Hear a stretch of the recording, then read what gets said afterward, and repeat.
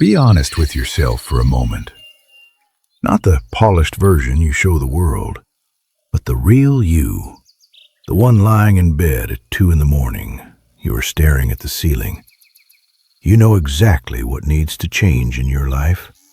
You have the plans. You might even have a notebook full of goals. But then morning comes.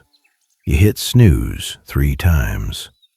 You scroll through your phone for 40 minutes. That fire you felt last night is just gone. It is a cycle that breaks my heart. You think you are lazy. You think you are the problem. But I am here to tell you that you are not broken. You just do not understand the mechanics of how your brain works. Your brain is a survival machine. It is not a success machine. It is terrified of the very changes you want to make. Welcome to Elite Summaries. If you are tired of being stuck and want to unlock your full potential, make sure to subscribe. We dive deep into the best ideas to help you grow. Think about this for a second. We are the most informed generation in history. You can learn anything from your bathroom. You can start a business with just a laptop. Yet more people feel paralyzed today than ever before. It is like standing in front of a giant buffet. The food looks amazing, but your jaw is wired shut. You see the opportunity, you smell it, but you cannot reach it. You ask yourself, what is wrong with me? You see people on social media crushing it. You think they have a special manual for life. They don't. The truth is far more interesting. Your brain is doing exactly what it was built to do. It is keeping you safe. 50,000 years ago, safe meant stay in the cave. Don't eat the weird berry. Don't leave the tribe. Today, your brain sees starting a YouTube channel and a tiger in the bushes as the same thing. Both feel like a threat to your survival. Your brain chooses the couch because it feels safe. It is not laziness. It is an outdated survival calculation. But here is the good news. Action is a skill. It is like driving a car. It feels hard at first, then it becomes automatic. You can learn to work with your brain instead of against it. You need to stop waiting for motivation. Motivation is a terrible friend. Think about the last time motivation visited you. Maybe it was after a late-night video. You felt electric.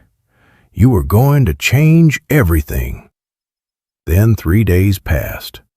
The fire went out. You woke up and stared at the ceiling again. You told yourself you would start tomorrow, but tomorrow never comes. Motivation is just a weather pattern. It blows in and it blows out. You have no control over it. Building your life on motivation is like building a house on a cloud. It feels great until gravity wins. Most people treat motivation like a permission slip. They wait until they feel like it. They wait for the perfect mood. This is a trap. The motivation industry sells you candy. It tastes good for 30 seconds. Then you are hungrier than before. You watch a video and feel like you made progress, but you haven't moved an inch. You just ate emotional junk food. Every time you wait to feel good before acting, you train your brain. You teach it that no feeling equals no action. You sentence yourself to a life where you only move 10% of the time. Look at the people who actually build things. They don't do it because they feel like it. They do it on the days they hate it. The best writers write when every word feels like pulling teeth. The best athletes train when their bodies beg for bed.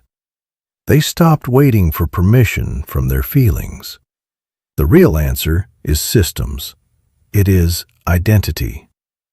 You need to move from acting when you feel like it to acting because of who you are. Action actually creates motivation. It is not the other way around. You sit down to work feeling nothing. Then 3 paragraphs in, the ideas start to flow. You drag yourself to the gym. Halfway through, you feel energized. This is neuroscience.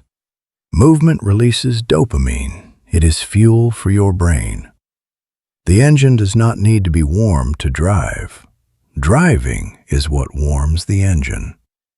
So stop treating your emotions like traffic lights. Treat them like passengers in your car. They can complain, they can scream, but they do not get to touch the steering wheel. There is a war inside your head. On one side is the you that wants to grow. On the other side is a security guard. That guard has been there since you were born. Its only job is to keep you alive. It hates anything new. Repetition equals safety to your brain. Novelty equals death. This is why your palms sweat before a big talk. This is why you feel dread when you sit down to work on your dream. Your brain sees uncharted territory. It thinks you are walking off a cliff.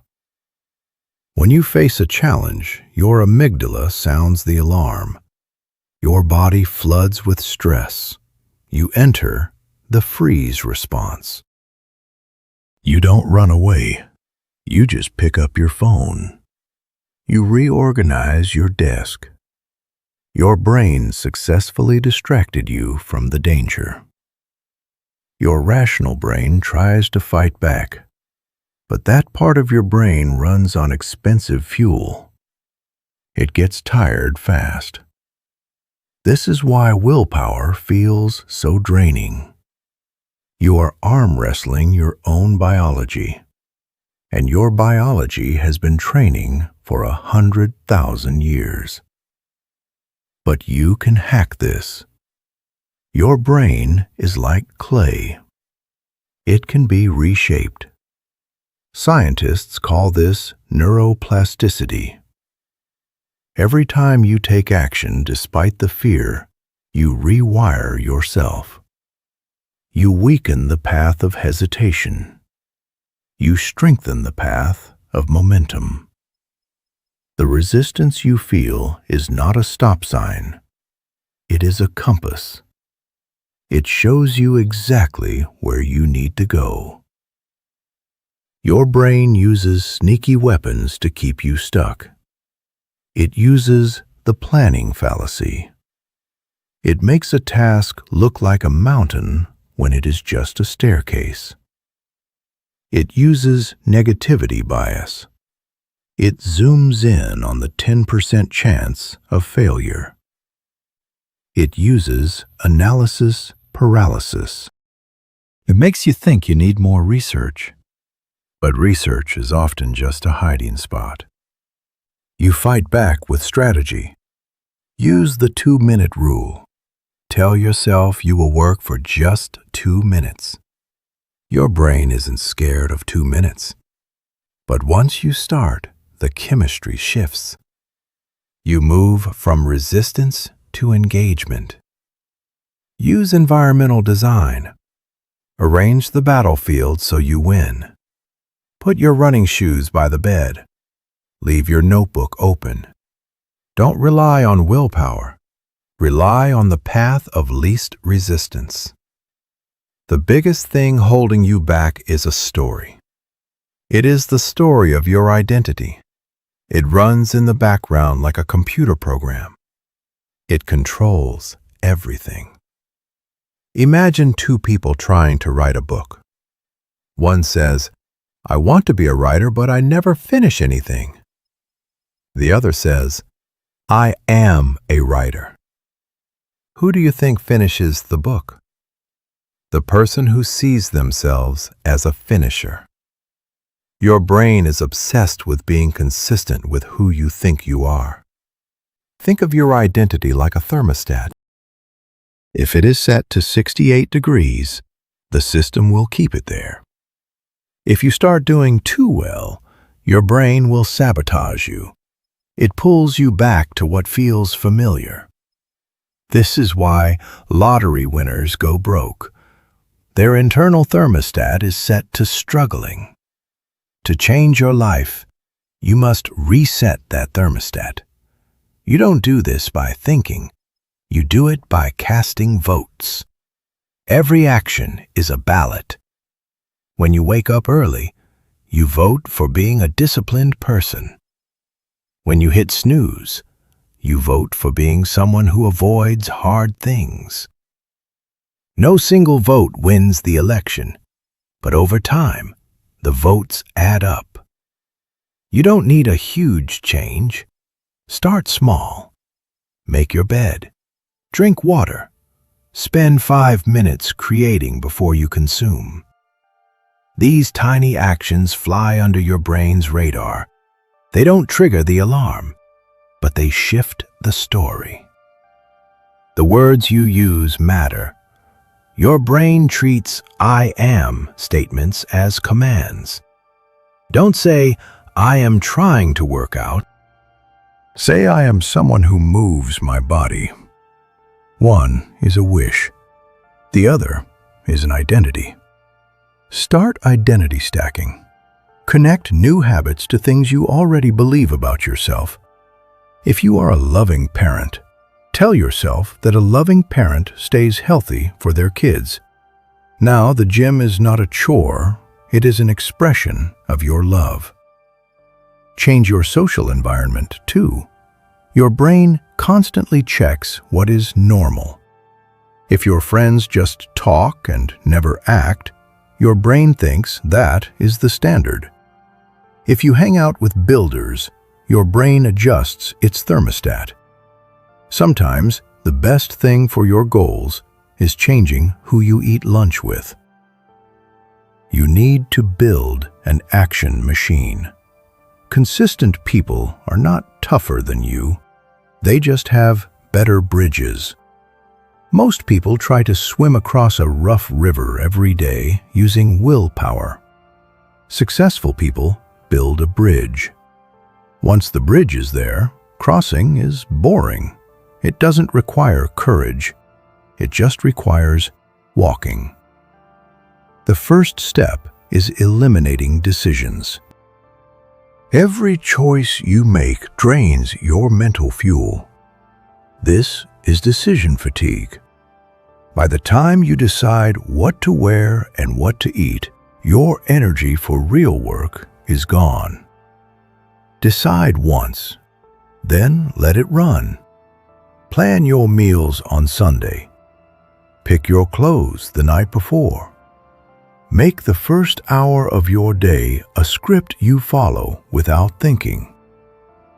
Use trigger-based action. Link your goals to specific cues. Use if-then plans. After I pour my coffee, I open my project. The word "after" is powerful. It creates a behavioral tripwire. You don't negotiate. The trigger fires and the machine works. Make the starting line ridiculously close. Your goal isn't to write a chapter. It is to open the document. Your brain doesn't panic at one sentence. Once you cross that tiny starting line, momentum takes over. Batch your tasks. Don't check email 20 times a day. Check it twice. Every time you switch tasks, your brain loses energy.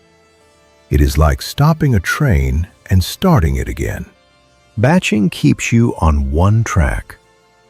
Use accountability architecture. Tell someone your goals. Put money on the line.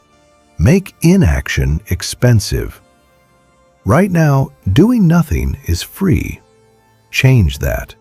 If you don't finish your task, you owe a friend $100. Watch how fast your brain finds a way to work. Expect to fail. You will miss days. You will stumble. Most people see a crack in the mirror and throw it away. Don't do that. One miss is a stumble. 2 misses is a pattern. Have a failure protocol. If you miss a day, you must do your minimum the next day. No exceptions. Respect your biology. Find the times when you are most alert. Do your hardest work then. Put your chores in your low-energy windows. And please, build rest into the machine. A machine that never stops breaks. Burnout can erase months of progress in a week. Rest is not a luxury. It is maintenance.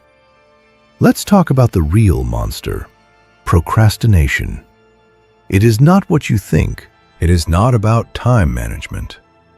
It is not about being lazy.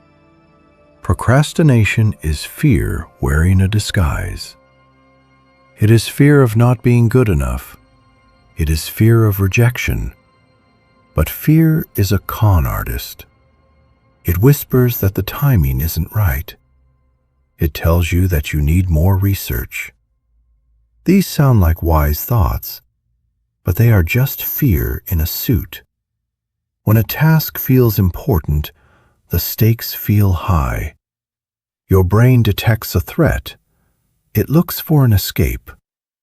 Your phone is the perfect exit. You check social media and feel relief for 30 seconds. Your brain marks this as a win. You have just trained yourself to avoid the thing that matters. Productive procrastination is the deadliest kind. This is when you do work that doesn't matter to avoid the work that does. You make a perfect spreadsheet instead of calling a customer. You read books about writing instead of writing. Preparation becomes a sophisticated hiding spot. Perfectionism is its twin.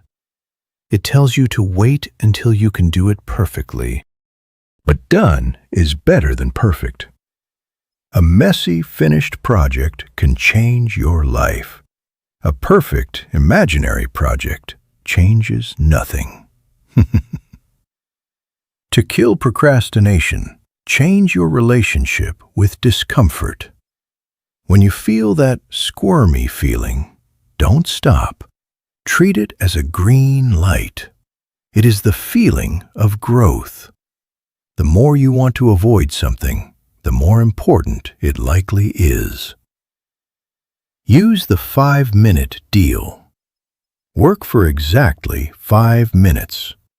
Your brain can handle 5 minutes. The hardest part of any task is the first 15 seconds. Bridge that gap, and the rest is easy. Make procrastination harder. Put your phone in another room. Use website blockers. Make the path to distraction full of friction. Action and procrastination are both habits. You are always building one or the other. There is no neutral. Choose wisely. Momentum is the closest thing to real magic. It starts like a single snowflake. Then it becomes an avalanche. When you have momentum, hard things feel automatic. When you don't, every step feels like dragging a piano through sand. Most people think momentum comes from big moves. It doesn't. It comes from tiny, boring consistency. 1 page a day beats 20 pages once a month. Momentum needs frequency, consistency, and progression. Create a starting ritual, a specific sequence of cues that tells your brain it is time to work. It could be a cup of tea or a specific song, Athletes do this all the time. It is a neurological on-ramp. Use the concept of minimum effective action. This is your momentum insurance. It is the smallest move that keeps the ember glowing. Never have a 0 day. Even one sentence keeps the fire alive. Perfectionism is the enemy here too. It makes you stop and evaluate. The momentum mindset says move first and refine later. You cannot steer a parked car. Get moving first. Consistency is rare. Talent is common. Good ideas are everywhere, but the person who shows up on day 150 is the one who wins. Consistency is the compound interest of growth. Don't confuse it with perfection. If you show up 8 out of 10 days, you are consistent. Use a floor commitment. It is a goal so small you cannot fail. 1 sentence, 3 push-ups, 1 page. It keeps the chain alive. Rebuilding from 0 is much harder than scaling up from a small start. Make your progress visible. Get a paper calendar. Put a big X on every day you show up. Seeing that chain grow makes it hard to break. You won't want to ruin your artwork. Have buffer options for bad days. If you can't go to the gym, walk for 15 minutes. Buffers make sure your consistency doesn't die when life gets messy. Trust the process even when you can't see results. On day 30, it feels pointless. On day 60, you might doubt yourself. But on day 100, everything changes. Your skills level up. Your identity shifts. The magic finally appears. Obstacles are not the enemy. They are the entrance exam. Every great thing has walls. The difference between winners and dreamers is what they do at the wall. Most people see a wall and think it is a sign to quit. But walls are filters. They separate the people who kind of want it from those who truly want it. Every wall you climb eliminates your competition. Anticipate the obstacles. Ask yourself what will try to stop you. When they arrive as expected guests, they lose their power.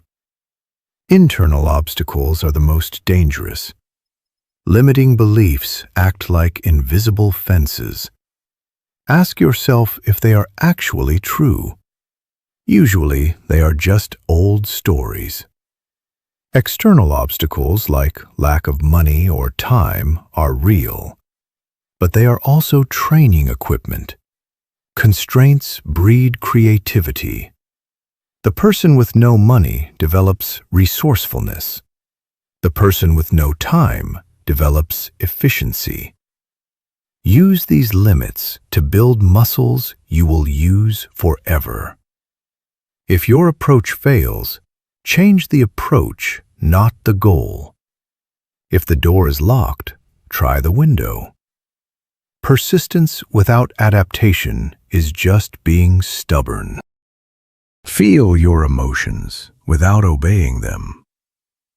You can be frustrated and still take the next step. Emotions are just weather. They don't make the decisions. Each wall you break makes you bigger. Your toolkit expands. You become someone who knows how to win. Eventually, you hit the acceleration phase. This is where your small actions reach critical mass. Results start rushing in. It looks like overnight success to others, but you know it was months of invisible work. Reinvest your wins. Use your new skills to learn even faster. Leverage your results to find better partners. Success can be a trap if you stop the habits that got you there. Keep stacking the bricks. Pressure can be rocket fuel. Most people try to avoid it, but high performers harness it. Pressure is just raw energy. It can destroy you or propel you. Diamonds are made under pressure. So are you. The version of you with no pressure is mediocre. Find the sweet spot between boredom and panic. This is where flow happens. Use self-imposed deadlines with real stakes. If you don't deliver, it should cost you something. Shorten your timelines to force focus. Urgency kills perfectionism. Remember, you are the average of the people around you. Your brain's mirror neurons are always watching. If your circle settles for less, you will too. Find people who normalize excellence. Accountability is a social force multiplier. Find a partner who holds a steady mirror. Join a mastermind group. Borrow courage from those who are ahead of you. Everyone rises together. Design your world for victory. Your environment is always whispering to you. If your phone is the closest thing to you, it will win. Use the friction principle. Make good habits easy and bad habits hard. Hide the cookies. Delete the distracting apps. Put your work where you can see it. You are not fighting yourself. You are fighting your space. Change the space and you change the behavior. Finally, build unbreakable resilience. You will get knocked down. That is a guarantee. Resilience is the ability to get up and take the next step. Be anti-fragile. Get stronger because of the stress.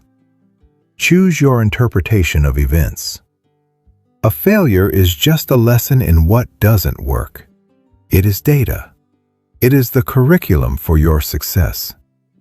Recovery speed is what matters. Get back up before the dust settles. You have the tools now. You understand the neuroscience. You have the systems. The person you are now is different from the one who started. You are moving from trying to being. You are someone who acts. You don't need to be extraordinary overnight. Just take one small action today. Then do it again tomorrow. The secret to a great life is just 1,000 quiet moments of showing up. The next action is yours. What will you do right now?